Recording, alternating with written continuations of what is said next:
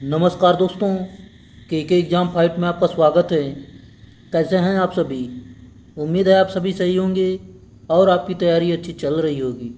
दोस्तों, आज मैं एनसीएल यानी नॉर्दर्न कोल फील्ड लिमिटेड से कुछ महत्वपूर्ण जानकारी लेकर आया हूं, जो कि रिज़ल्ट के बारे में है और साथ साथ मैं इसी वीडियो के माध्यम से आपको कट ऑफ के बारे में भी चर्चा करने वाला हूं।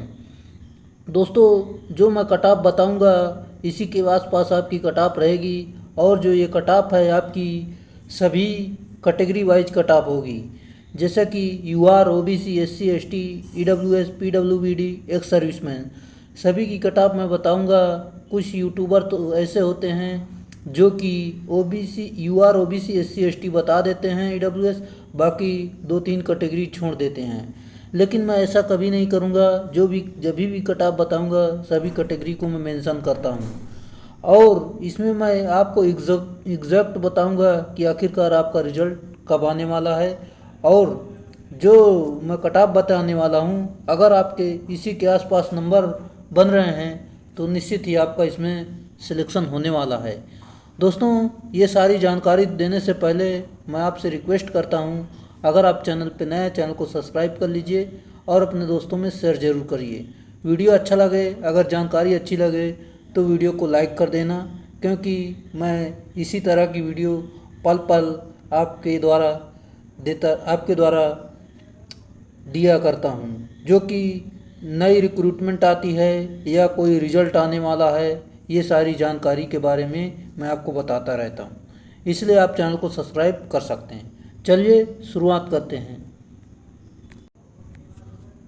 दोस्तों, मैं रिजल्ट के बारे में भी जानकारी लाया हूँ। आप वीडियो पर लास्ट तक ज़रूर बने रहें ताकि आपको रिजल्ट के बारे में जानकारी पता चल पाए। मैं वीडियो में कहीं भी बता सकता हूँ कि आपका रिजल्ट कब आएगा। चलिए शुरुआत करते हैं। जैसा कि मैं आपको बता दूँ, आज हम जो कट ऑफ की चर्चा करेंगे वो वेल्डर के बारे में ही होगी।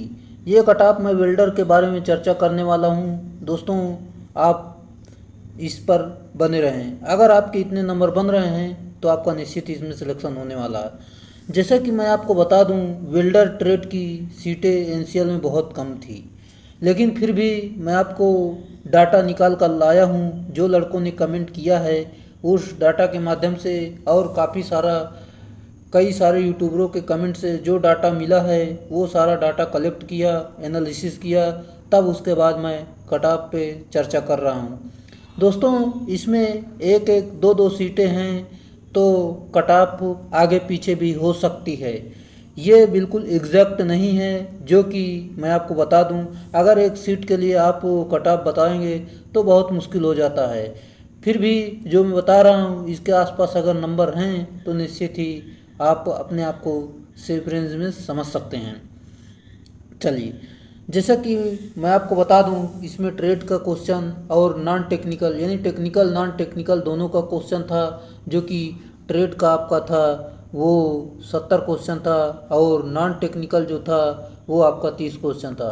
पूरा 100 नंबर का क्वेश्चन पेपर था। 100 नंबर के क्वेश्चन पेपर में अगर आपके दोस्तों, मैं आपको बता रहा हूँ जो इसी के आसपास आपके नंबर होने चाहिए, इससे ऊपर ही होने चाहिए, क्योंकि एक दो सीट के लिए कट ऑफ जो है बहुत हाई ही जाती है। जैसा कि ये ऑल इंडिया से इसमें कोई भी फॉर्म अप्लाई कर सकता था। चलिए, जैसा कि मैं आपको बता दूं, काफ़ी सारा एनालिसिस करने के बाद मैं ये कट ऑफ तैयार किया हूँ। चलिए चलते हैं आगे। जैसा कि अगर आप यूआर कैटेगरी से हैं, यूआर कैटेगरी में मात्र 6 सीटें थी। 6 सीटों में आपके कम से कम 77 यानी 77 प्लस माइनस 3 नंबर के आसपास हैं तो निश्चित ही अपने आप को सेफ समझ सकते हैं। दोस्तों, ये कट ऑफ जो है इसी की रेंज में रहने वाली है, जो कि एक्सपेक्टेड है। थोड़ा बहुत आगे पीछे हो सकती है, जो प्लस माइनस मैं बता रहा हूँ इसी के आसपास रहने वाली है। चलिए, अब मैं बात कर लेता हूँ ओबीसी कैटेगरी की। अगर आप ओबीसी कैटेगरी हैं तो आपके लिए यहाँ पर सिर्फ मात्र एक सीट थी। एक सीट के लिए कट ऑफ आपकी जनरल से भी ज़्यादा जा सकती है, जो कि एज क्राइटेरिया इसमें लगता है। अगर आप एज क्राइटेरिया के अंदर आते हैं जनरल के, तो आप तभी ओबीसी से जनरल में काउंट होंगे। नहीं तो अगर आपका एज ज़्यादा है तो आप सीधे सीधे ओबीसी में ही काउंट होंगे।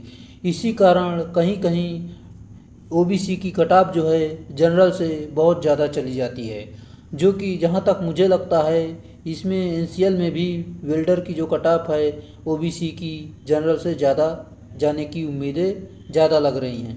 फिर भी मैं आपको बता रहा हूँ, अगर आप 76 प्लस माइनस 3 नंबर के आसपास हैं तो निश्चित ही अपने आप को सेफ रेंज में समझ सकते हैं।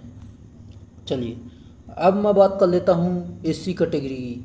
अगर आप एससी कैटेगरी हैं, आपके लिए भी एक सीटें हैं। एक सीट के लिए आपके कम से कम 71 यानी 71 प्लस माइनस 3 नंबर के आसपास हैं, तो आप अपने आप को सेफ समझ सकते हैं। चलिए अब मैं बात कर लेता हूँ एसटी कैटेगरी की। सॉरी दोस्तों, एससी की जो सीटें हैं आपकी 3 सीटें हैं। एससी की जो सीटें 3 सीटें हैं, 3 सीटों में आपके 71 यानी 71 प्लस माइनस 3 नंबर के आसपास हैं, तो निश्चित ही आपका सिलेक्शन होने के चांसेस हैं। दोस्तों जो अभी मैं बताया उसको थोड़ा ध्यान रखिएगा। एससी की 3 सीटें हैं, अगर आपके 71 प्लस माइनस 3 नंबर के आसपास हैं तो निश्चित ही आपका सिलेक्शन होने के चांसेस ज़्यादा हैं। चलिए अब मैं बात कर लेता हूँ एसटी कैटेगरी की।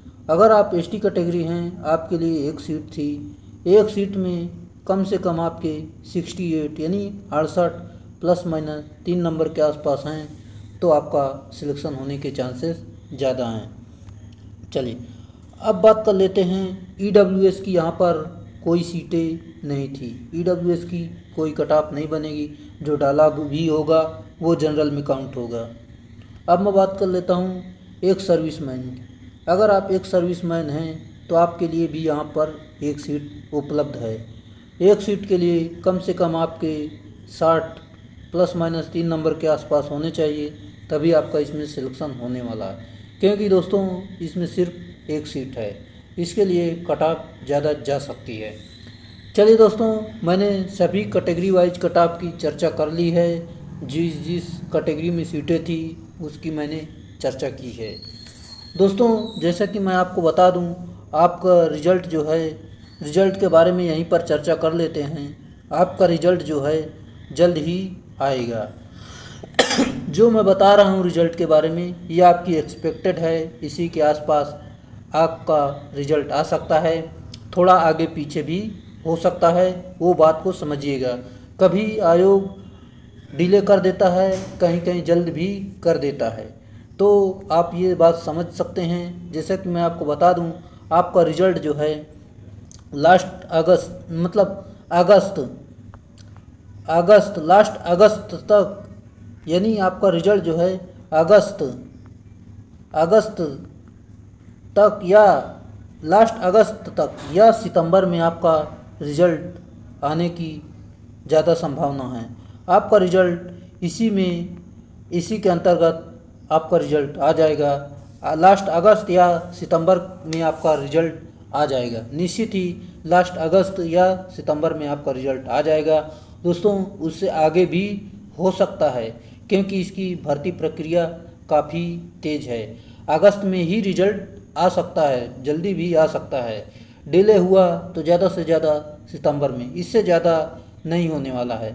चलिए दोस्तों, आज के लिए इतना ही। अगर जानकारी आपको पसंद आई हो तो आप वीडियो को लाइक कर दीजिए और अपने दोस्तों में शेयर कर दीजिए, ताकि उनको भी पता चल पाए कि रिज़ल्ट कब आने वाला है, और वेल्डर वालों को पता चल पाए कि उनकी कट ऑफ क्या रहने वाली है।